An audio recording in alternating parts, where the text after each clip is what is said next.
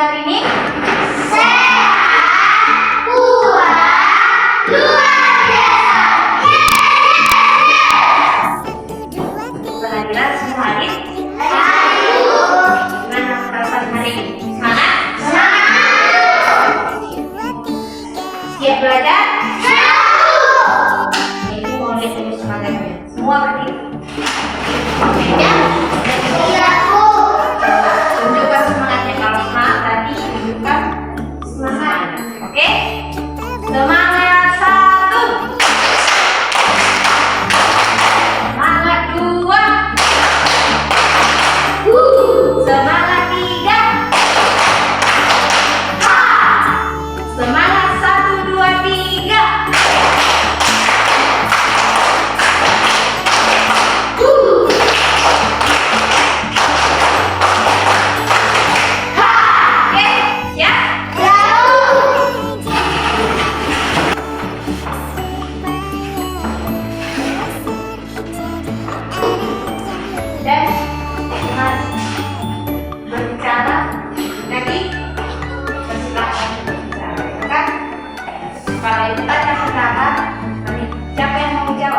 Silahkan tunjuk.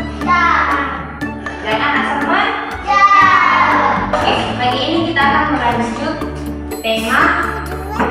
Lalu kita sudah tema 6. Sekarang kita mulai lagi dengan sub tema 1 pembelajaran pertama. Tema 7 ini tentang perkembangan teknologi. Nah, di sub tema 1 kita belajar teknologi produksi pangan. Apa itu pangan? Nah, itu kita pilih ya. Nasi, ikan, sayur, buah, susu. Tes. Minum, bukan tes. Oke? Nah, sini pertama-tama kita akan belajar tentang bagaimana produksi pangan itu, bagaimana memproduksi makanan sebelum kita konsumsi, ya kan, sebelum kita makan. Oke, coba buka bukunya halaman 40.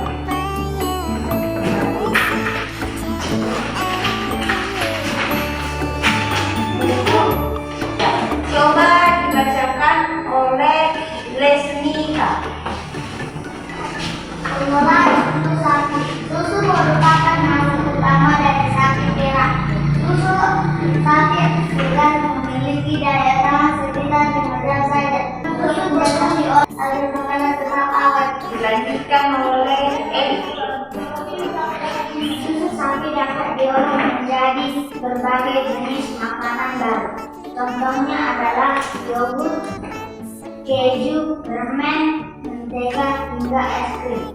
Hasil olahan susu sapi biasanya sangat disukai oleh anak-anak. Nah, ini dibahas tentang pengolahan susu sapi. Tapi sebelum ke sana kita coba ulas kembali apa sih itu produksi pangan, ya kan?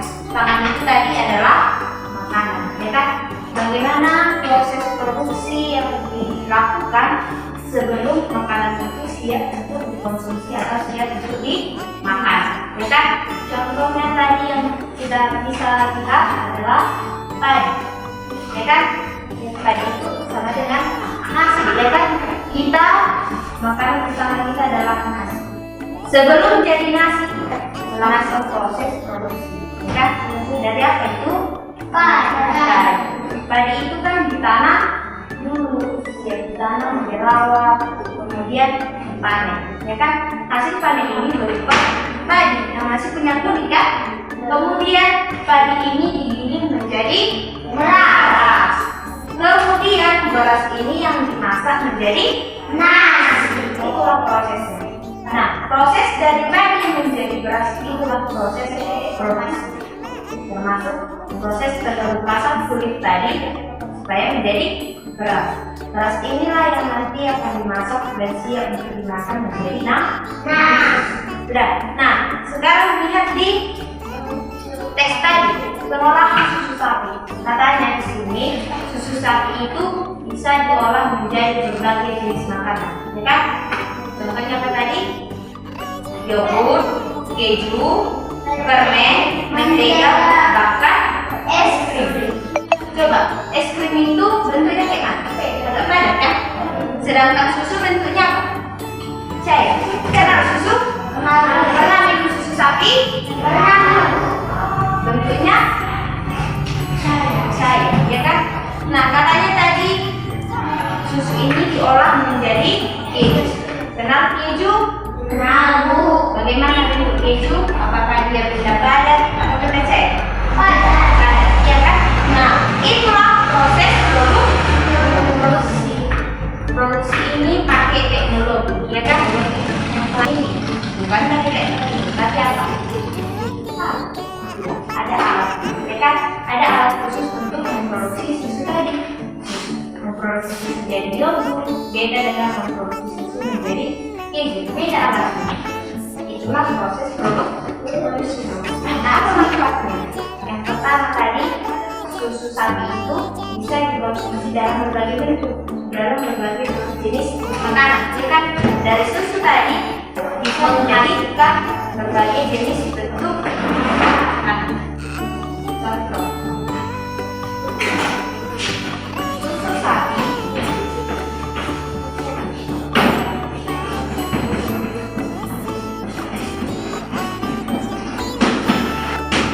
mau baca.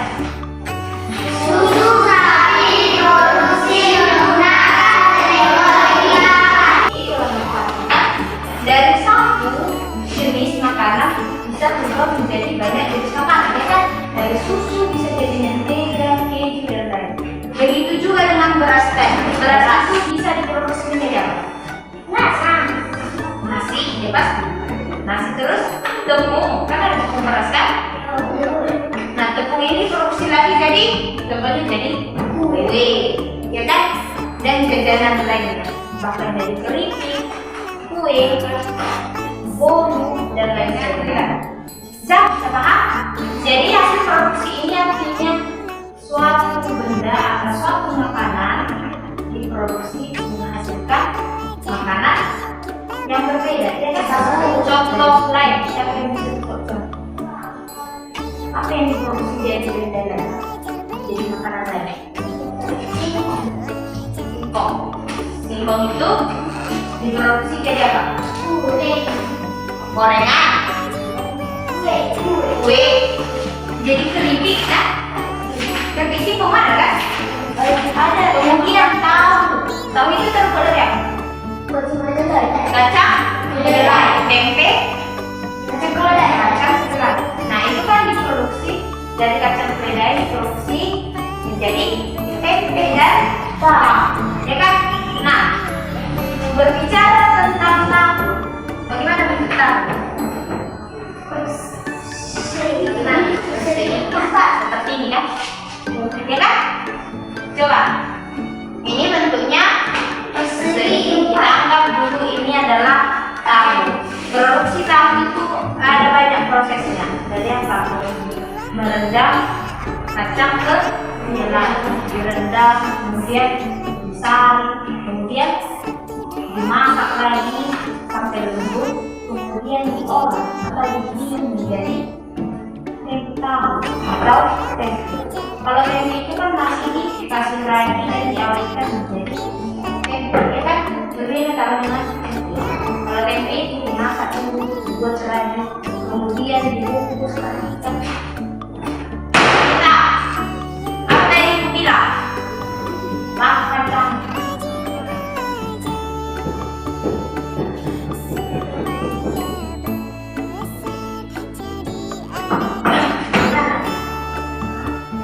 Lihat dulu. Kita anggap ini adalah tahu. Bentuk persegi. Di mana persegi itu mempunyai 4 sisi yang sama panjang, ya kan? Kita buat dulu ini sisinya 4 cm. Ini 4 cm. Berarti ini berapa? 4 cm. Ini 4 cm. ini 4 cm. Nah, kemarin kita sudah belajar tentang luas persegi. Apa itu? Kita lihat ini kita mencari luas dari bangun ini. Bangun dapat dan luas persegi.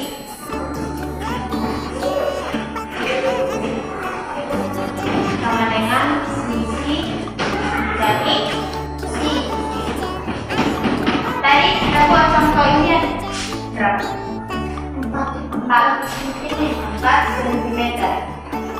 Maka di sini dari sisi ini berapa? 4 cm. 4 cm dikali 4 cm jadi 16 cm. Maka, nah, kita akan menghitung satuan tidak dalam. Sudah, kita akan ini adalah 1, 1, 1, dan 1. Sudah? Jadi berapa luasnya ini? Kita di sini. Ini ada berapa? 3, ya kan? 3. Ini 3, berarti ini 3, ini 3. Kalau jadi luasnya ini ada berapa? 3 kali 3 sama dengan 9. Coba dulu kelompok. Oke, kita mulai. Kelompok 1, kelompok 2, dan kelompok 3. Kita tadi sudah belajar tentang menghitung satuan kan? Ini kita anggap 1. Ya, kita tinggal masukkan saja. Ibu akan membagi ini satuan ini.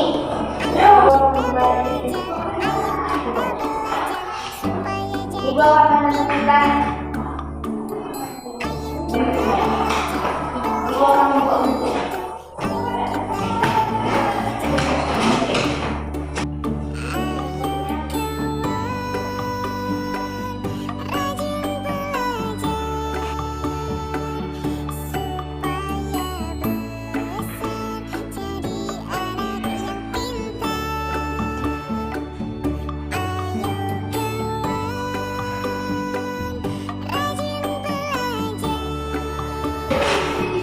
Perhatikan kita kan, ini 1, ini 1. Maka luasnya ini berapa? 1 dikali 1 kali 1 berapa? 1. Makanya kita ini kita anggap 1. Jadi, ini kan bangunnya berbeda-beda kan? Ya Bu. Itu bangun apa? Sudah tahu, karena itu juga suka habis. Ini juga dan itu. Sudah? Jadi bagaimana kita menghitung luasnya? Menghitung luas kita hitung berapa persegi yang ada di benda atau bentuk tersebut. Coba hitung.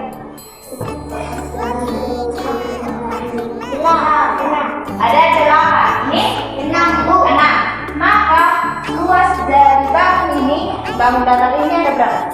Ini berapa Bu? 6. Kalau itu Bu ada sini 1. Luasnya ini jadi berapa? 9. Itulah contoh menghitung bangun dengan satuan tidak berat. Bisa? Coba ibu buat satu-satu apa? Oke? Dari si GT. Berapa luas bangun itu? 6. Ini bentuknya bentuk apa? Segitiga. Maka luas bangun segitiga itu ada 6. Satuan tidak baru. Kenapa kita tidak tahu? Karena kita tidak tahu jelasnya di mana. Ini kan kita anggapnya cuma 1, ya kan? Tapi ini berapa aslinya? Ini ada 9 cm, 9 cm. Jadi luas aslinya ini berapa? 9 dikali 81 cm. 81 cm kuadrat. Ya, kerjakan. Satu orang satu persegi. Kerjakan di sini. A atau B? B, kerjakan B. Tergantung. Mau pilih A atau mau pilih B? Iya, kerjakan lagi. Aku di situ A, ini B, ini. Kerjakan. Sesuai dengan ini ya rumusnya. Sisi dikali sisi. Kalau sisinya 18, maka luasnya berapa? Maka 18 dikali 18. Kerjakan.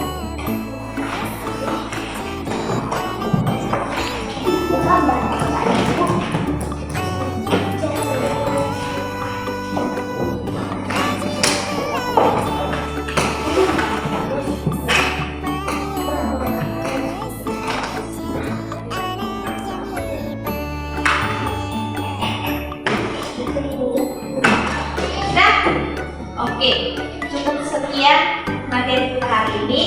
Jadi untuk kesimpulannya yang kita tadi belajar tentang apa? Pertama, produksi pangan. Apa itu pangan? Makanan yang kita makan sehari-hari, mulai dari nasi, ikan, sayur, susu, dan minuman lain. Udah, dibukain dulu. Apa makanan kesukaan saya? Nasi goreng, mie goreng, nasi putih, ayam goreng, semua yang goreng-goreng ya. Ada yang suka bakso? Nah, ini nasi suka. Sate, mie ayam, kamu suka ya? Tempe, aku suka bu, suka. Belum suka tangannya. Nah, suka masih produksi pangan yang ada paham ya kan? Nah, kita juga tadi sudah belajar menghitung luas satuan di mana kita menggunakan kotak persegi. Yang dimana tadi satu kotak ini kita anggap satu kesatuan tidak baru. Dan tugasnya yang di rumah itu lakukan seperti yang kita lakukan. Bukan dapat tangan, bisa? Sekarang tutup bukunya. Jangan lupa mengerjakan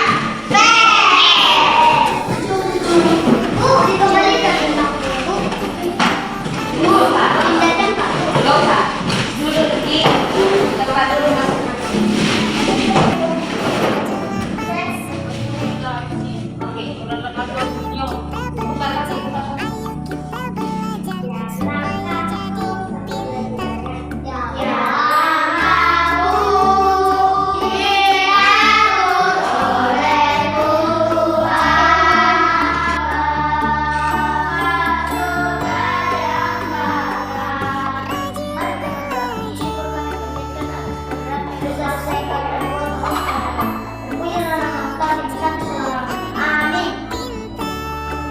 Terima kasih. Sempurna pulang kuliah dulu karena banyak tidak disepakati. Tapi jangan berkreasi.